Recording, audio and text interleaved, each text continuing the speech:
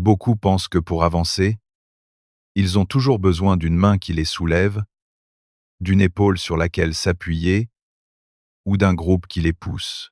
Ils croient que sans soutien externe, ils ne pourront pas faire un pas ferme, et cette pensée, loin de les aider, les enchaîne. Parce que lorsque ta force dépend des autres, ton chemin ne sera jamais stable. J'ai appris que les plus grands sauts dans la vie arrivent quand tu décides de te mouvoir seul. Pas par orgueil, mais parce que tu comprends que ton avancée ne peut plus dépendre de personne d'autre. Et là, tu découvres quelque chose de puissant. Ta véritable force. La solitude t'enseigne le focus, la discipline et la résilience. Tu n'as pas besoin de compagnie pour continuer. Tu as besoin de détermination. Et quand tu agis depuis cette conviction interne, le monde cesse d'être un obstacle et devient le théâtre de ta transformation. La première chose que j'ai dû accepter pour changer ma vie fut quelque chose de dur à assimiler. Personne ne viendra me sauver. Personne. Peu importe l'affection qu'on te porte, peu importe les promesses de soutien, peu importe à quel point ils semblent proches, il y a des batailles que toi seul peux affronter. Il y a des nuits sombres où ni le meilleur conseil, ni l'étreinte la plus sincère ne suffisent, parce qu'il y a des douleurs que tu dois traverser seul, des décisions que toi seul peux prendre, des pas que personne d'autre ne fera à ta place. Et plus vite tu le comprends, plus vite tu arrêtes d'attendre et tu commences à te relever. Pendant des années, j'ai pensé qu'à un moment donné, quelqu'un reconnaîtrait mon effort, que quelqu'un comprendrait ma lutte, que quelqu'un me relèverait dans mes chutes. Ce n'était pas de la méchanceté, c'était de la fatigue, c'était ce besoin de me sentir soutenu. Mais cette illusion me maintenait faible, parce qu'au fond je continuais à croire que mon avancée dépendait des autres. Jusqu'à ce qu'un jour, au milieu d'un coup brutal, je l'ai vu avec clarté. J'étais seul. Personne d'autre ne pouvait décider à ma place. Personne d'autre n'allait faire le prochain pas. Soit je le faisais moi, soit je restais enfoncé. Ce fut mon véritable réveil. Il n'est pas arrivé avec de belles phrases, il est arrivé avec de la douleur, du silence et une détermination que je ne connaissais pas. J'ai commencé à tenir mes engagements même si personne ne me regardait, à me soutenir de l'intérieur même si tout s'écroulait à l'extérieur, parce que j'ai compris que le vrai caractère ne se forme pas avec de la compagnie, il se forge dans la solitude. Et cette solitude qui au début me faisait peur est devenue ma maîtresse. Elle m'a obligé à me regarder en face, à me demander ce que je voulais vraiment, ce que j'étais prêt à perdre, ce que je ne pouvais plus continuer à reporter. J'ai appris à faire confiance à mon jugement, à mon intuition, à ma capacité de me reconstruire sans témoin. Parce que quand tu n'as personne pour te soutenir, tu apprends à marcher fermement. Non pas parce que tu es invincible, mais parce qu'il n'y a pas d'autre option. Et cette urgence réveille une force que tu ne savais même pas avoir. Depuis, j'ai arrêté d'attendre. J'ai arrêté de chercher la validation. J'ai arrêté de vouloir être sauvé. Je me suis rendu responsable. Et dans cet acte, j'ai trouvé une liberté que je n'avais jamais ressentie. Parce que quand ce que tu construis ne dépend plus de personne d'autre, ce que tu réalises est à toi, ce que tu avances est authentique. J'ai découvert qu'il n'y a rien de plus puissant qu'un homme qui n'a pas besoin de compagnie pour se mouvoir, ni de témoins pour s'engager, ni de réconfort pour rester ferme. Il a juste besoin d'une vision claire et de la volonté de continuer, même s'il est seul, surtout s'il est seul, parce que c'est là que naît le véritable pouvoir. Le deuxième principe que j'ai dû graver dans mon esprit fut d'arrêter de crier pour obtenir du soutien émotionnel. Parce que plus ton avancée dépend de l'encouragement des autres, plus ton chemin sera faible. C'est humain de vouloir être écouté, encouragé, compris, mais quand ce besoin devient une condition, tu livres ton pouvoir. Personne n'est obligé de te motiver, personne ne vit pour te soutenir. Chaque personne porte ses propres luttes, ses limites, son propre chaos. Et si chaque fois que tu trébuches, tu attends que quelqu'un te relève, tu vas rester par terre pendant que les opportunités passent.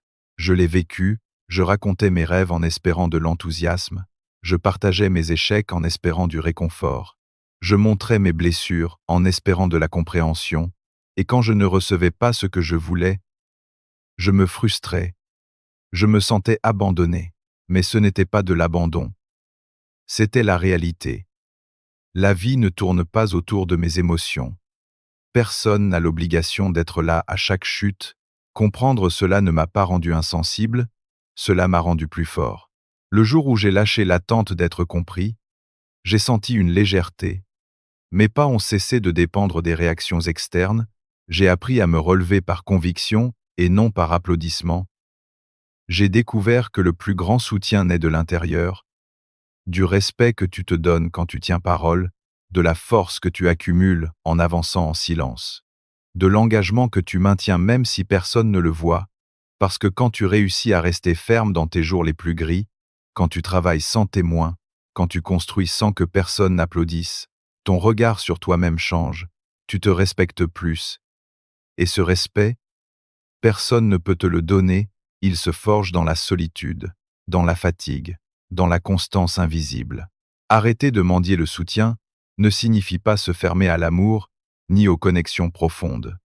Cela signifie que tu ne pars plus du manque, que tu ne marches plus en espérant être sauvé, tu marches parce que tu sais qui tu es, parce que tu ne cherches plus que quelqu'un te complète.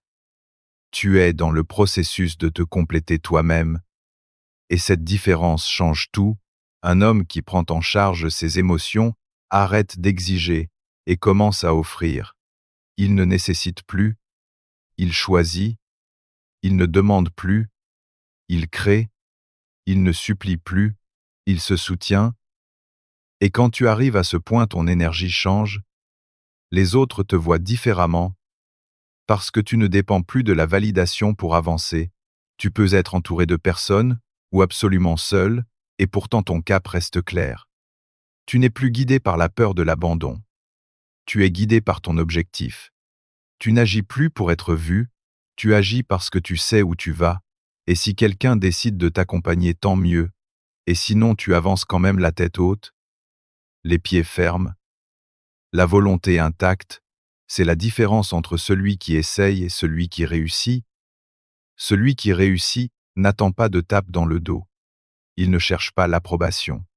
Il respire simplement profondément, serre les dents et continue, parce qu'il sait que ce qu'il construit n'a pas besoin de spectateurs, seulement de discipline, de focus et de la décision d'avancer même dans la solitude, surtout dans la solitude parce que c'est là, quand personne ne t'observe, que commence à naître la version de toi capable de tout changer. Le troisième principe que j'ai dû à feu fut d'arrêter de me plaindre. Se plaindre semble inoffensif, voire normal. Mais, en réalité, c'est l'une des habitudes les plus destructrices qui existent. Chaque fois que tu te plains, tu dis à ton esprit que tu n'as pas de pouvoir, que l'externe commande plus que ta volonté, que tes problèmes pèsent plus que tes décisions, et quand tu répètes ce discours encore et encore, il s'installe. Il devient une voix interne qui mine ton esprit et éteint ton envie d'avancer. La plainte est le langage de ceux qui ont déjà renoncé à construire. J'ai passé des années dans ce piège. Je me plaignais des injustices, du manque d'opportunités, de ce que les autres faisaient ou ne faisaient pas, même de moi-même. Je sentais que c'était juste, que j'en avais le droit et peu. Être qu'en partie je l'avais, mais jamais une plainte ne m'a résolu quoi que ce soit.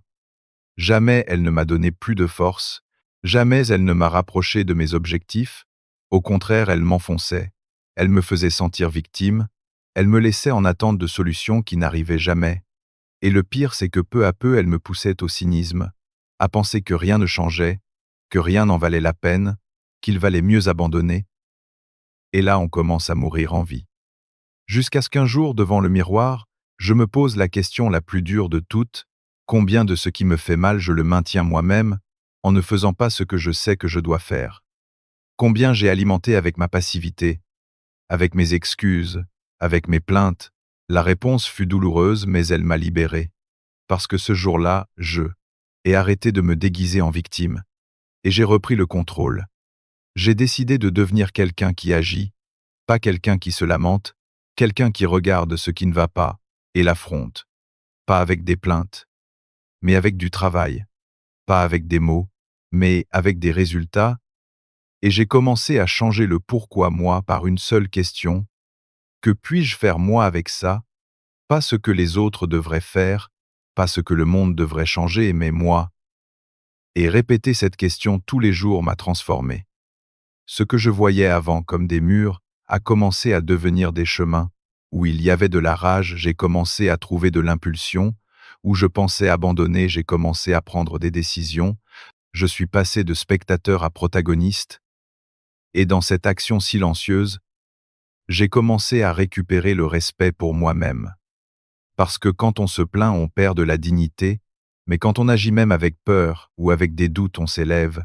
La vie continue d'être dure, les injustices continuent d'exister, mais toi tu n'es plus le même, tu n'es plus à genoux devant le problème. Maintenant tu es debout en mouvement, et ça change tout, parce que le monde ne donne rien à celui qui se plaint, mais il ouvre toujours des portes à celui qui insiste, à celui qui se relève, à celui qui prend le peu qu'il a et le transforme en avancée.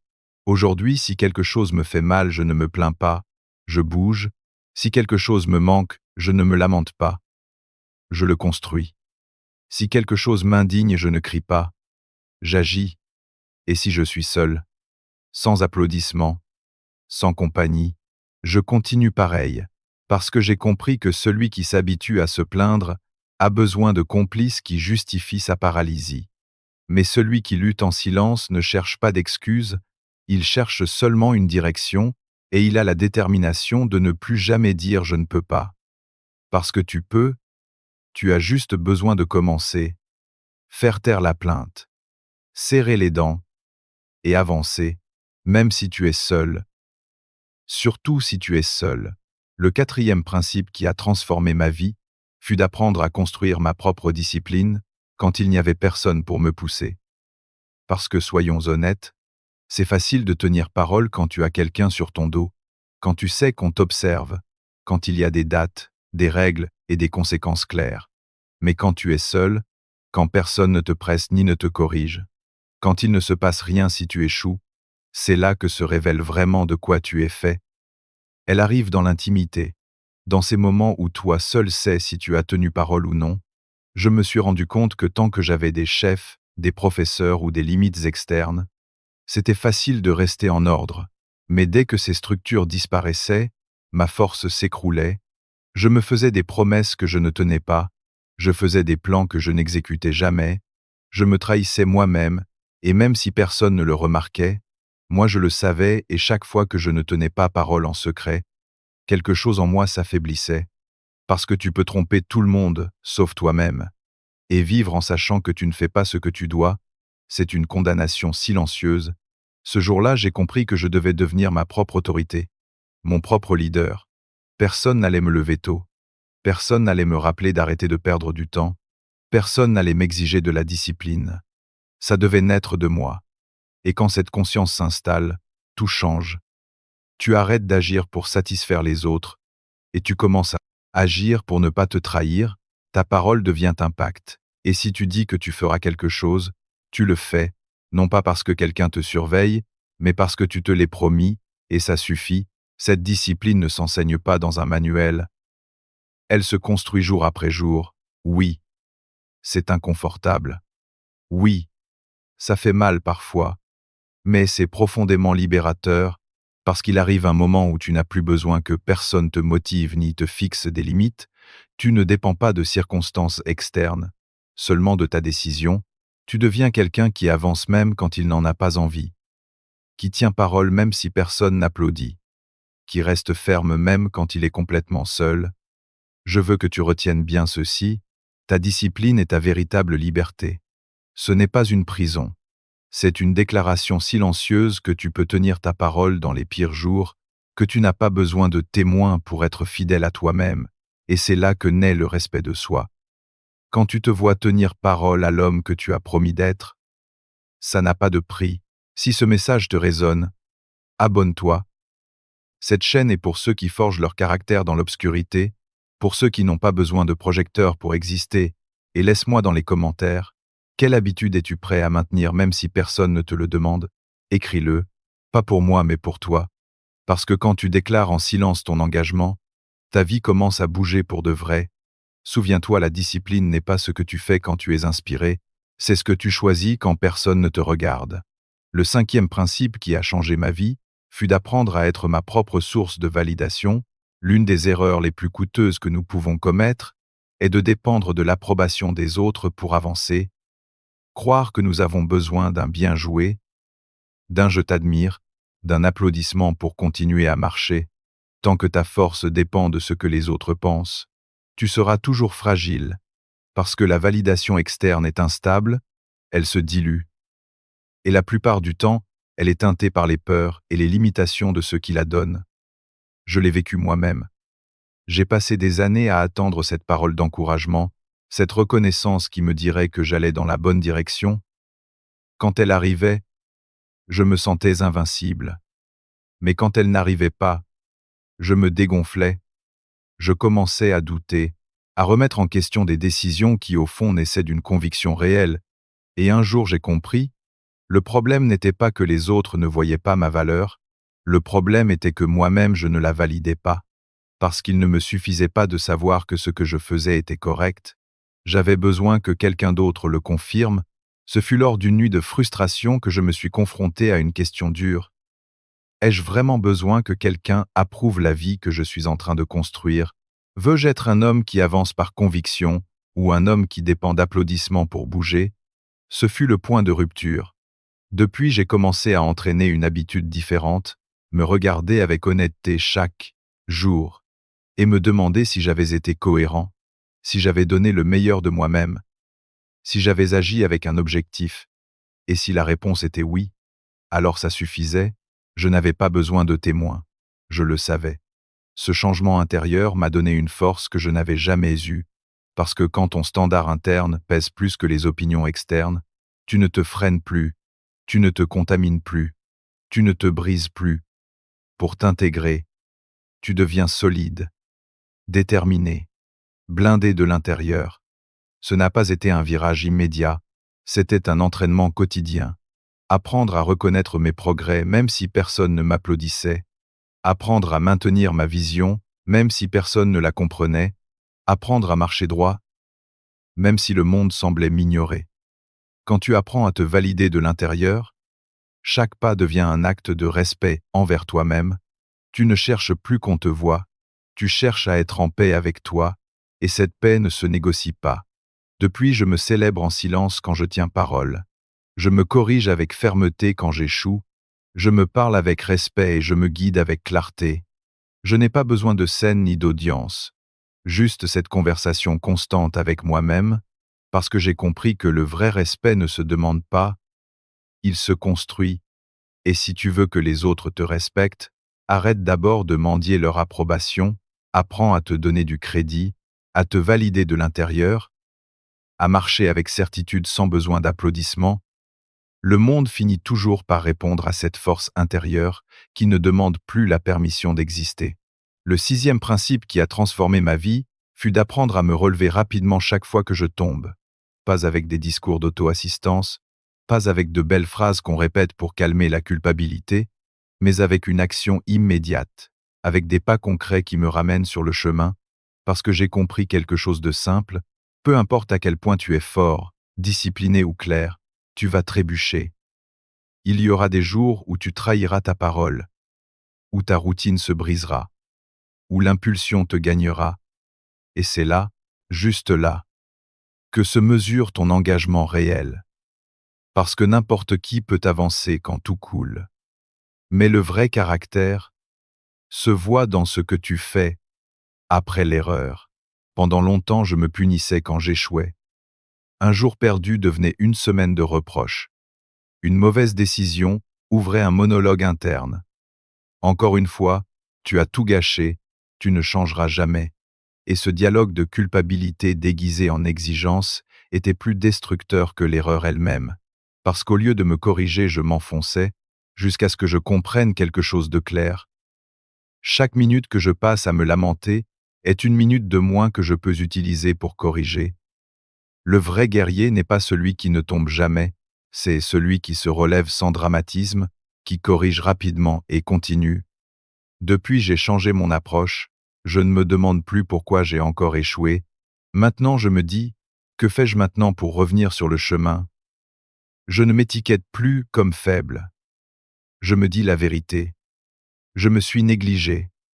Mais me voilà de nouveau, prêt à me relever. J'ai appris à me pardonner sans me lâcher, à reconnaître mes chutes sans me justifier, à me traiter avec compassion, oui, mais aussi avec l'exigence de quelqu'un qui sait qu'il ne peut pas rester au sol. J'ai converti ce principe en règle personnelle. Relève-toi vite, fais quelque chose immédiatement qui te reconnecte avec ta discipline. Ne réfléchis pas trop, ne débats pas, agis, parce que plus vite tu agis, moins la culpabilité aura d'espace pour s'installer, et plus se renforce l'habitude de te mouvoir vers l'avant. Je ne te dis pas d'ignorer tes émotions, je te dis de ne pas les utiliser comme excuse, parce que si la douleur devient un prétexte, tu resteras là stagnant et le temps n'attend pas. Cette habitude m'a sauvé encore et encore, elle m'a ramené sur le chemin quand il semblait que j'étais déjà perdu. Elle m'a rappelé que je suis humain, oui, mais aussi responsable, que je peux échouer, mais jamais abandonner, et que chaque chute, si je l'affronte bien, peut être la porte vers un niveau plus élevé. Aujourd'hui, je n'ai pas besoin de jours pour me reprendre, parfois une minute de lucidité suffit, un geste, une décision, parce que la différence entre l'homme ordinaire et l'homme extraordinaire n'est pas dans combien de fois il tombe, mais dans la vitesse avec laquelle il se relève. Je choisis d'être cet homme qui secoue la poussière, qui se remet debout, même si ça fait mal, même si je suis seul, même si personne n'applaudit, parce que je sais que chaque fois que je me relève plus vite, je deviens plus fort, plus fiable et plus difficile à arrêter, et ça, personne ne peut me l'enlever. Le 7e principe qui a transformé ma façon de vivre fut d'apprendre à bouger même quand je n'en avais pas envie, à travailler sans dépendre de la motivation, parce que j'ai compris que si ma discipline était attachée à mes émotions, alors mes émotions décideraient toujours à ma place, et les états d'âme sont instables. Un jour, tu te sens fort et plein d'énergie, le lendemain tu es épuisé et sans direction.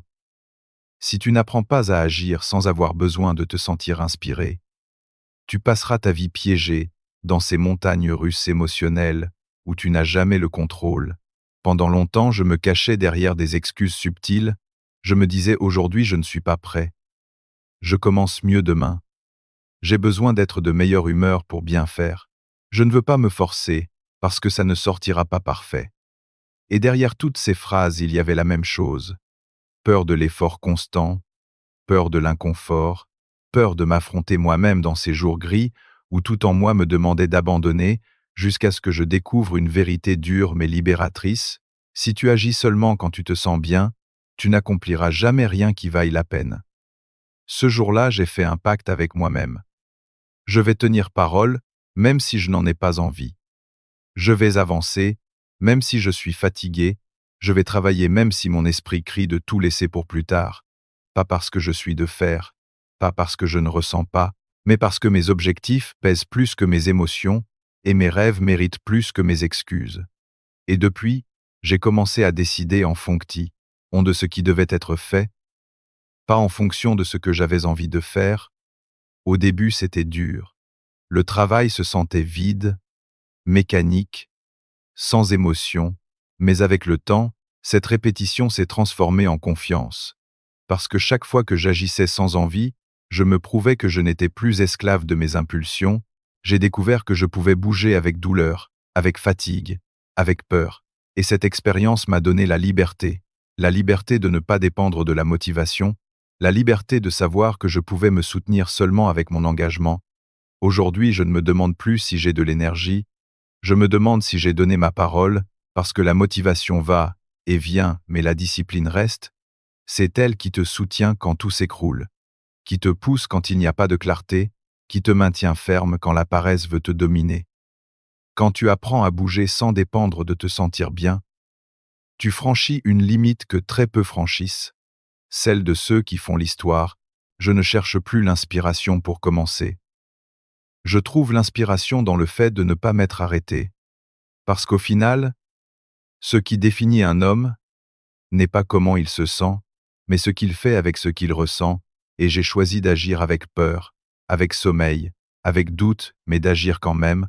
Pendant que beaucoup attendent de se sentir prêt, moi j'avance déjà en silence, sans pause, et c'est ça la vraie différence, Parce que l'homme qui maîtrise l'action, sans stimulus, maîtrise sa vie, et quand tu arrives à ce point, il n'y a pas de retour possible, seulement l'avancée, ferme, constante, imparable. Le 8e principe qui a changé ma vie fut d'apprendre à rester dans l'inconfort sans chercher de sortie rapide. Parce que c'est là, juste sur ce terrain âpre, que tout le monde essaie d'éviter, que se produit la vraie croissance. Pourtant la majorité fuit, elle se réfugie dans les distractions, dans les excuses, dans les plaisirs immédiats qui anesthésient un moment mais qui ne résolvent rien. Nous vivons dans une culture qui idolâtre le confort, qui glorifie la gratification instantanée, qui nous enseigne à fuir tout malaise. Et la vérité est que rien de valable ne se construit depuis la zone de confort. Tout ce qui compte vraiment, le caractère, la force, la direction, naît dans ce terrain inconfortable que la majorité évite. Moi-même j'ai passé des années à fuir, j'évitais les conversations difficiles pour ne pas être mal à l'aise. Je reportais les tâches lourdes parce qu'elles m'ennuyaient. J'abandonnais les routines quand la répétition me fatiguait. Je sautais d'une chose à l'autre en cherchant à me sentir bien, en cherchant cette étincelle d'émotion qui me redonnerait de l'énergie, mais cette recherche était un piège parce qu'elle me maintenait superficielle, faible, fragile, face à n'importe quel vent. Jusqu'à ce qu'un jour je me lasse d'être si vulnérable, j'en ai eu marre de sentir que n'importe quelle difficulté pouvait me briser. Et j'ai décidé de rester dans l'effort, dans la douleur, dans la routine monotone, dans la vérité qui fait mal, sans fuir ni me distraire. C'est là que j'ai découvert quelque chose de puissant. L'inconfort n'était pas mon ennemi, c'était mon maître. Il me montrait ce qui me manquait. Il me confrontait à ce que j'avais évité. Il m'obligeait à regarder mes propres limites. Et si je restais assez longtemps, si je respirais et supportais, quelque chose en moi commençait à changer. Parce que celui qui apprend à rester dans l'inconfort, sans s'échapper, développe une force qu'aucun obstacle externe ne peut briser. Il n'a plus besoin que la vie soit facile, parce que lui-même est devenu difficile à vaincre. J'ai commencé à appliquer cette leçon en tout. Quand je ne voulais pas m'entraîner, je m'entraînais quand même. Quand l'anxiété m'envahissait, je ne courais pas la couvrir avec les réseaux sociaux ou la nourriture. Je restais là, à la ressentir jusqu'à ce qu'elle passe. Quand quelque chose faisait mal, je ne le cachais pas sous de belles phrases de motivation. Je le traversais, et chaque fois que je sortais de l'autre côté, je me sentais plus maître de moi-même, plus solide, parce que je ne dépendais plus de fuir pour survivre. Mon seuil de douleur a changé. Ce qui avant me débordait me touche à peine maintenant. Ce qui avant me paralysait me propulse maintenant. J'ai compris que tout ce qui vaut la peine est derrière cette barrière inconfortable. Les habitudes qui transforment, les conversations qui secouent, les processus qui apportent des résultats durables, tous se sentent inconfortables au début. Mais si tu as le courage de rester là, de respirer et de résister sans t'enfuir, tu deviens un homme qui ne vit plus en cherchant à se sentir confortable, mais en faisant ce qui est correct. Aujourd'hui, j'ai une conviction claire. Si ça fait mal, c'est parce que c'est important. Si c'est inconfortable, c'est parce que je suis à la frontière de mon prochain niveau. Et si je choisis de ne pas fuir, cette frontière se brise. L'inconfort n'est pas une punition, c'est la porte vers ta version la plus forte. Une porte que la majorité évite. C'est pourquoi si peu réussissent à la franchir. Mais si tu décides de rester là, d'endurer, d'avancer, tu rencontreras un toi que tu n'imaginais même pas. Cet homme ne fuit plus, ne se cache plus, n'abandonne plus. Il avance seulement même si ça fait mal, surtout quand ça fait mal, parce que c'est à ce point que commence la vraie liberté. Le 9e principe qui m'a complètement changé fut d'accepter que je n'ai pas besoin que personne me comprenne. Je n'ai pas besoin qu'ils approuvent mes décisions, qu'ils comprennent pourquoi je choisis le difficile. Pourquoi je pose des limites. Pourquoi je m'exige tant. Ou même pourquoi je m'éloigne parfois. Dans ce chemin, celui de te construire vraiment, tu vas être critiqué, tu vas être jugé, mal interprété, montré du doigt, et si tu n'apprends pas à vivre avec ça, tu finiras par baisser tes standards, par te mouler pour t'intégrer dans une médiocrité qui n'a jamais été la tienne. Mais si tu décides d'avancer même quand personne ne le comprend, Alors tu te libères parce que tu arrêtes de marcher pour plaire et tu commences à marcher pour être authentique. Pendant des années, j'ai essayé de me justifier, j'essayais d'expliquer ma discipline, de convaincre les autres que mon effort valait la peine, de démontrer que ma façon de vivre avait du sens. Et bien sûr, ce que je recevais la plupart du temps n'était pas du soutien, c'était de la moquerie, de la méfiance, des critiques. On me disait que j'exagérais, que je me privais du bon côté de la vie, que j'étais isolé. Ça faisait mal, mais un jour j'ai compris que ce qui blessait vraiment n'était pas le manque de compréhension, c'était mon propre besoin d'être approuvé. Ce fut le point de rupture.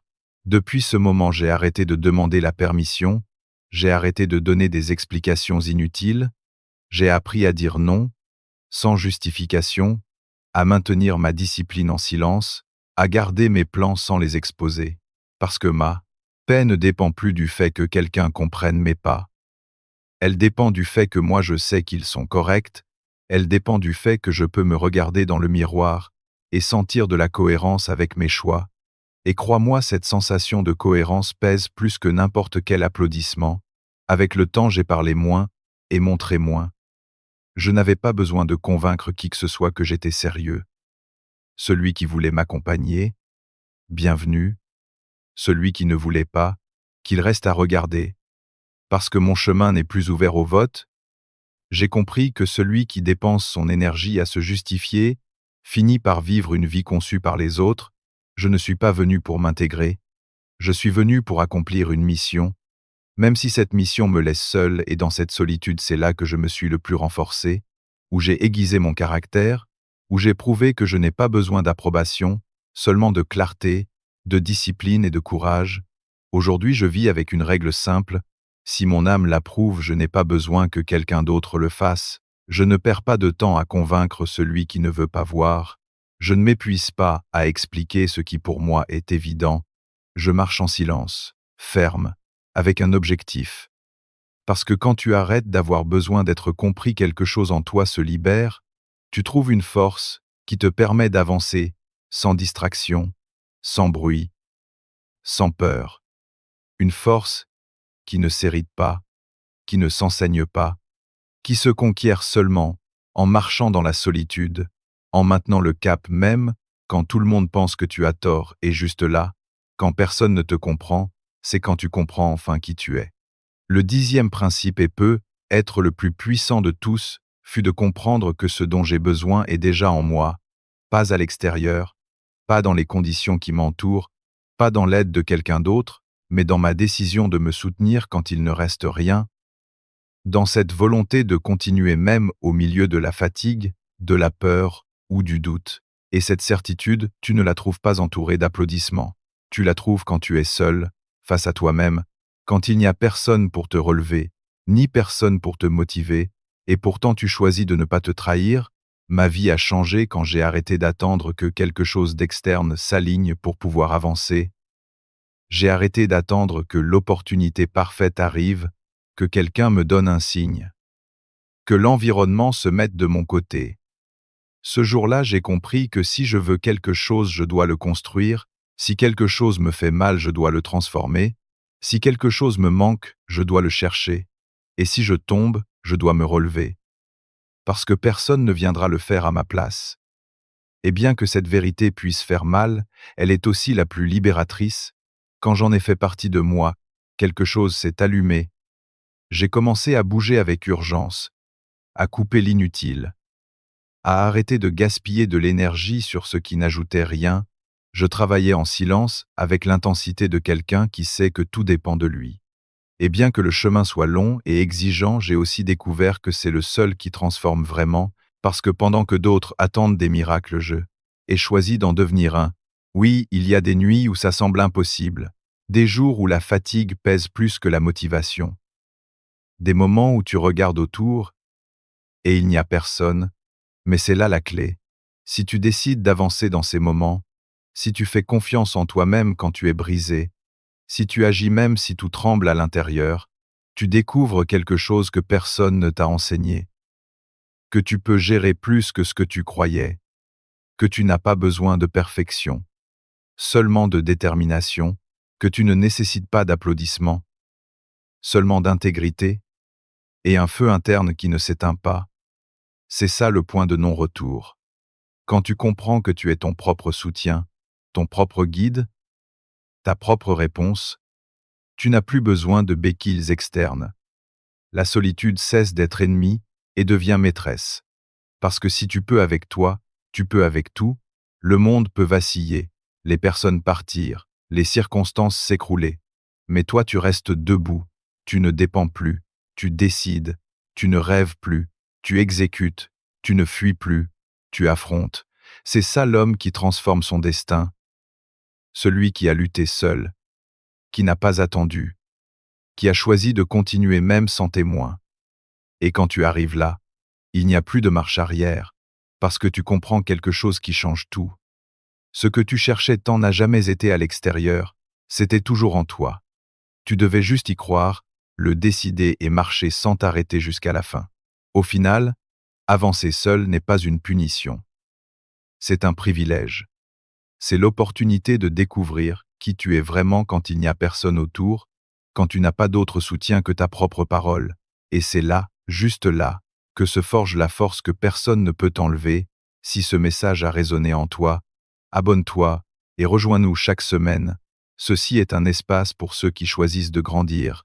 Même si le chemin est dur, même si c'est en silence, écris-le dans les commentaires, je peux me soutenir seul. Parce que cette déclaration courte et ferme, c'est le début de tout.